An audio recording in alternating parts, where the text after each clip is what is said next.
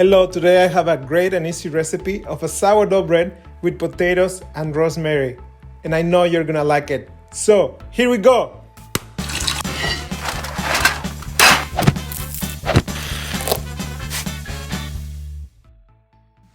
To start, get a big potato that weighs at least 250 grams or 9 ounces. Pinch the potato with a fork on both sides. Then, bake the potato at 400 degrees Fahrenheit or 200 degrees Celsius for about 45 minutes.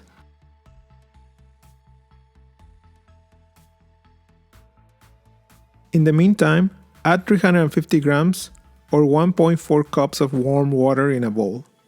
I am using some leftover water that I used to boil some potatoes to infuse my bread with the potato water, but you can use regular water as well.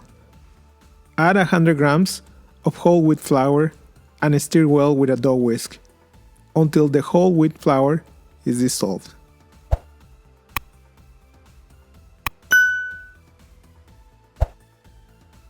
Add 400 grams of bread flour and mix until no dry spots of flour remain in the dough.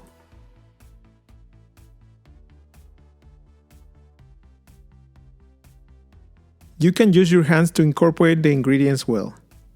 Then, when you are done, cover with a towel and let the dough rest for 45 minutes while your potato bakes fully.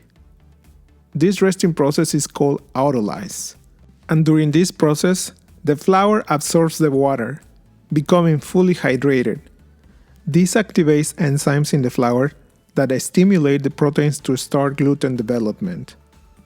Allowing an autolyse stage at the start of the whole process reduces the kneading time required later on, meaning that dough oxidation is also reduced. When your potato is baked, insert a fork to check the doneness, and if the potato is soft, take it out of the oven.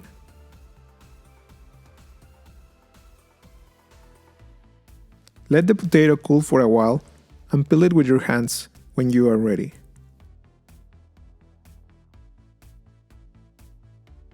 Use a potato ricer to mash the potato, or you can also mash it with a potato masher.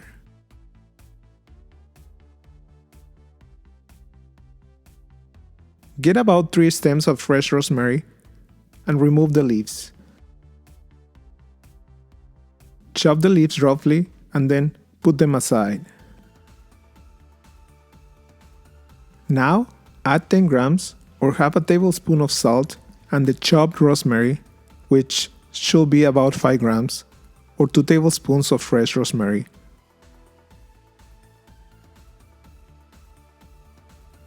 Add 100 grams or a third of a cup of sourdough starter,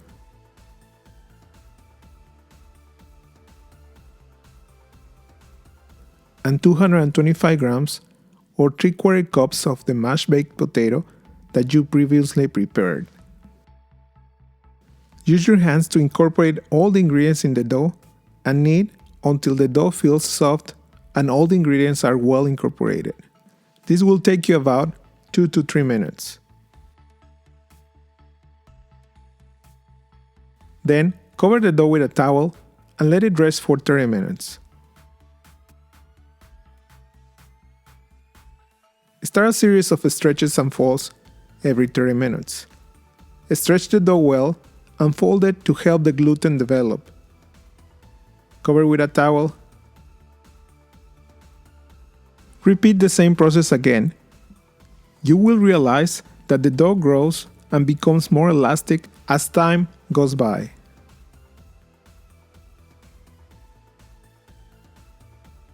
For the last stretch and fold, make sure to stretch it well and cover the dough.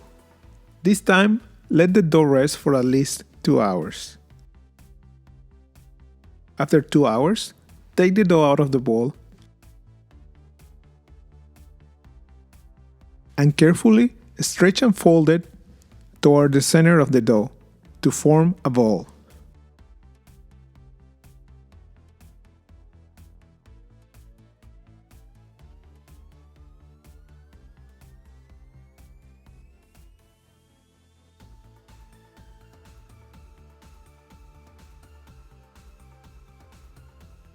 Then, add some flour on top and cover it with a towel.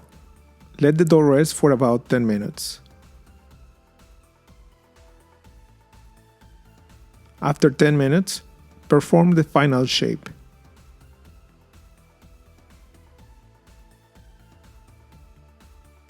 Carefully stretch the dough again towards the center and form a ball again.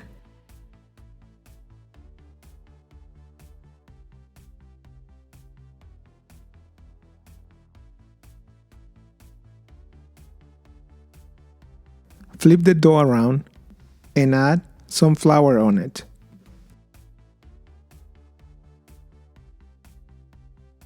Take the dough with both hands and start pulling it towards you. As you pull the dough, let the table help you add tension to the dough.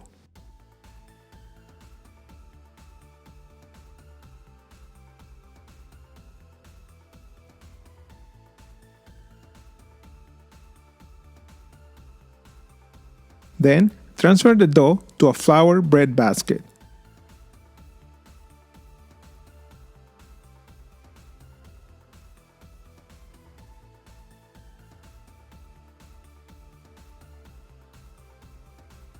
Add some flour on top. Cover with a towel and plastic bag and place the dough in the fridge for a long cold proofing overnight. The next day, preheat the oven and your Dutch oven at 450 degrees Fahrenheit or 230 degrees Celsius for at least 30 minutes. When your oven is ready, get the dough out of the fridge and carefully place it on a piece of parchment paper.